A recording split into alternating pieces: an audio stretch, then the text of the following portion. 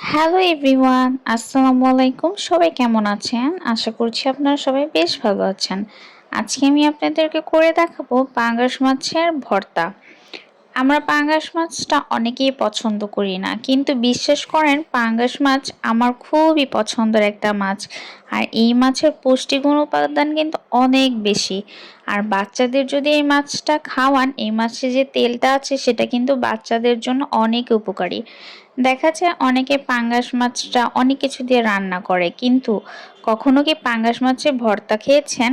আমার কাছে কিন্তু অসাধারণ লাগে। আমার আম্মু এই পাঙ্গাস মাছের ভর্তাটা অনেক মজা করে করে।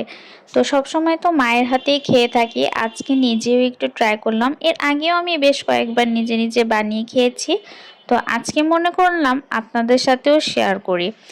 তেমন কিছুই না, নর্মালি আমরা যেভাবে ভর্তা করি বিভিন্ন মাছের, ঠিক তেমনই মাছকে আমি একটু ভেজে নিয়েছি। এই যেহেতু এটা ভর্তা করব, তাই চেষ্টা করব মাছটা একদম মুচমুচে করে ভাজার জন্য, একদম গরম তেলে ভাজা ভাজা করার জন্য। তো আমি আর আমার মেয়ে যেহেতু খাবো, তাই বেশি মাছ নেইনি, দুটো মাছ ভেজে নিয়েছি। তো একদম মুচমুচে করে ভেজে নিলে কাঁটা কিন্তু ছাড়াতে বেশি কষ্ট হবে না। আর পাঙ্গাস মাছের তেমন একটা কাঁটাও নেই। এই ভর্তাটা কিন্তু বাচ্চাদেরকেও আপনারা খাওয়াতে পারবেন। যেসব বাচ্চারা সব খাবার খেতে পছন্দ করে তাদেরকে এটা অনায়াসে খাওয়াতে পারবেন। আর দেখা যায় তরকারি দিয়ে খেতে খেতে একঘেয়েমি লেগে যায়, একটু ভর্তা হলে কিন্তু আমরা সবাই একটু বেশি ভাত খেয়ে ফেলি। আর মাছের ভর্তা কিন্তু অনেক মজাই লাগে। তো এই যে সুন্দর করে মাছগুলোকে আমি কাটা বেছে নিয়ে ছাড়িয়ে নিয়ে এখন আমি পেঁয়াজ আর শুকনো মরিচ দিয়ে ভালোভাবে লবণ দিয়ে ডলে নিচ্ছি।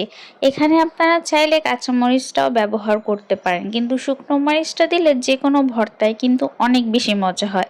আর এখন যেহেতু ধনিয়া পাতার দিন, আপনারা চেষ্টা করবেন ধনিয়া পাতা দিতে, তাহলে কিন্তু টেস্ট আরও অনেক গুণ বেড়ে যায়। যেহেতু ধনিয়া পাতা ছিল না, তাই আজকে আমি আর ধনিয়া পাতা দেইনি। আর দিয়ে দিলাম সরিষার তেল। তেল ছাড়া তো ভর্তা জমেই না, সরিষার তেল ভর্তাকে আরও বেশি মজাদার করে ফেলে। তো এই যে সুন্দর করে তেলের সাহায্যে আমি ভর্তাটাকে একসাথে সুন্দর করে মেখে নিচ্ছি।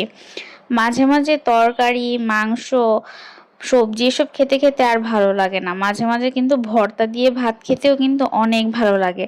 আমার যখন কোনো কিছুই খেতে ভালো লাগে না, মুখের কোনো কিছুই টেস্ট পাই না, তখন এই ভর্তাটা বানিয়ে খেয়ে ফেলি। তো আপনারাও বাসায় চেষ্টা করবেন, অবশ্যই আমাকে জানাবেন যে কেমন লেগেছে। একবার ট্রাই করুন, দেখুন অনেক ভালো লাগবে।